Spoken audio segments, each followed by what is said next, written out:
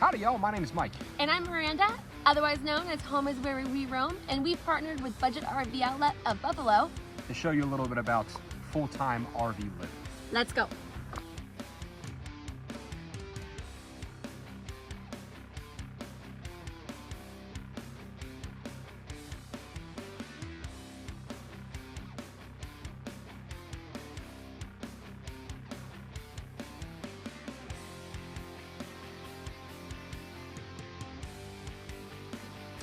And a moment for the baby. Thank you guys so much for giving us a tour of your RV. Would you guys be willing to do a quick Q&A session? Of course. Jinx, you owe me a Coke. Let's start with what made you decide to live full-time in an RV? We decided to go RV living full-time due to kind of COVID. We were getting burnt out at our jobs. We were both working a lot. I was in retail, she was a teacher. And we just wanted to explore the world a little bit more. And the apartment that we were living at the time, it was very, very small. So we're used to small living, but now we can take our home wherever we go. How long have you been full-time RVers? We've been full-time RV living for almost 3 years. April of 2022 was our start date. Before that though, fun fact, we had never camped at all. Besides tent camping, we had never towed or camped in a camper before at all. So we were total newbies when we moved into it.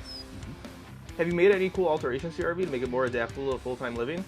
Alterations to our RV, we've made a few, but we have to show you our biggest one though. Come on. So RV mattresses are notorious for being thin, flat, not great quality. That's pretty normal, so we just spent a few $100 to get us a nice residential mattress that is memory foam.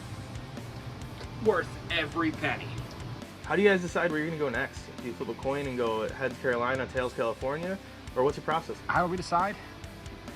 We really don't. We really enjoy small towns. We love the small town vibes. We really like state parks. They're absolutely gorgeous sites. But we also like the mom and pop places too. There's no rhyme or reason. Obviously, the warmer the better. But we go wherever because we can pull it. I think we're always just chasing sunshine and warm weather.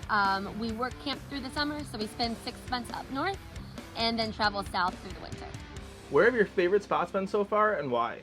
Our most favorite spots that we've been to that we've stayed at for an entire month has been Biloxi, Mississippi. It's kind of a small town vibe, very low key, not as touristy, but still so much to do there. We spent a month there last winter and we're actually heading back there this winter for a month too. But you can't forget Wisconsin. We've had some great summers in Wisconsin and the folks up there are really, really nice. It's beautiful up there. Wisconsin is a beautiful state. We also work camp at a campground in Wisconsin every summer. We'll talk about that here in a little bit though. On the road, what do you guys do for work? Well, I'm an account manager for a security company that works remote. And I am also fully remote with my job. I work for an online education company. Like I said before though, we also work camp at a campground in Wisconsin. Work camping might be a new term for you. It is basically when you work at a campground in exchange for a free full hookup site. There are lots of variations of how that works though, and there are lots of work camping jobs throughout the entire country. So we spend 6 months a year in Wisconsin at that work camping job, and we absolutely love it. Yeah, and if you're interested in work camping, do the research. There's websites out there, there's Facebook groups that's really catered to kind of what you may be looking for. There's positions that are looking for 40 hours a week, 20 hours a week, positions that are paid, not paid. Get out there and explore. And it really just helps to supplement this lifestyle. There's no right or wrong way to be living this. What are your favorite hobbies or activities to do while traveling? One of our absolute favorite things to do is just explore small towns. We love to find the local bars and restaurants to check out. We love to be outside, hiking, being around a campfire. We have a very high energy dog who takes up a lot of our time as well. Ain't that the truth? Ain't that the truth? Yeah, we love showing her off. She really enjoys playing ball, so anytime that we can find an open field and put her on a long leash and play some ball, she absolutely loves it. What kind of food do you guys like to make in your camper? Do you utilize the grill and the fire pit a lot? Well, you had me at food. I love food. I love also cooking. I would say 95% of the cooking.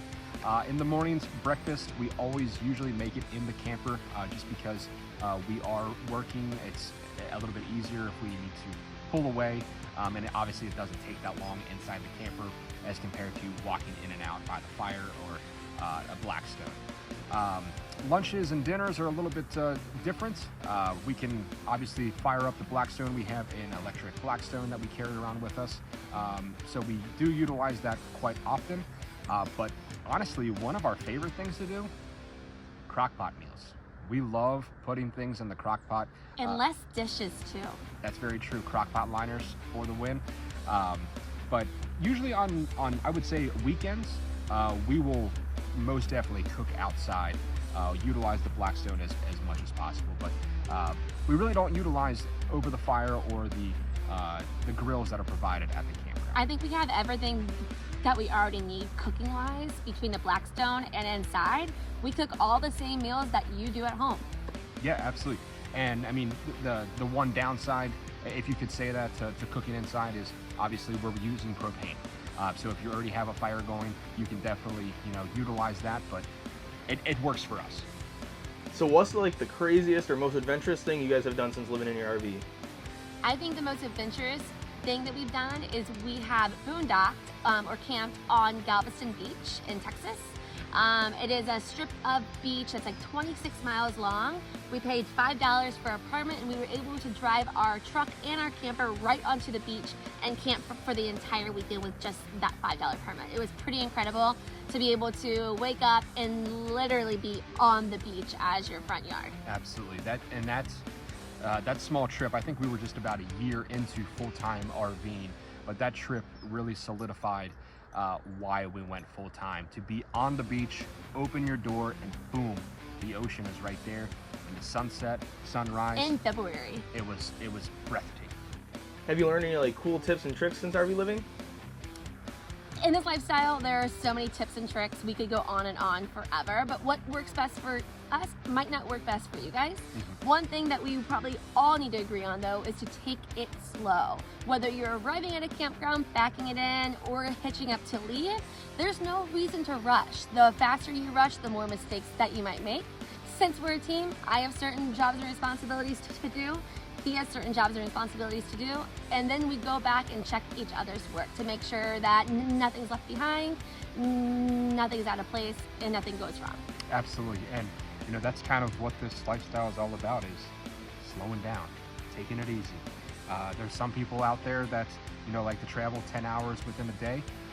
Us, we like to keep our travels lower than 3 hours in a day, just so we can take it all in. What's one piece of advice you'd give someone considering making the leap into full-time RV living? Speaking of preventing things from going wrong, things are going to go wrong. It's not about if they'll go wrong, it's about when they'll go wrong. So just be prepared for that and have that mindset. One thing goes wrong does not mean that this journey is over. It's just like having a house. Things break in a house just like they are going to break in a camper or being on the road. Absolutely. Couple pieces of advice: YouTube. You become your own handyman when you're on the road. So there's a whole bunch of videos with your specific RV that show you how to replace something, how to fix something. So YouTube is definitely your best friend on the road. And the second piece of advice that I would give: enjoy the ride. Absolutely. And also follow those people on social media who are already living this lifestyle. They're going to be the experts on whether or not you can do it too. Thank you guys so much for giving us an inside look into your life on the road. We love to follow your adventures. To follow Mike and Miranda on their adventures, follow them on TikTok, YouTube, and Facebook. Are you ready to make the jump into full-time RV living? We're here to help you get started. We have a wide range of models fit for long-term comfort that would be perfect for full-time RVing.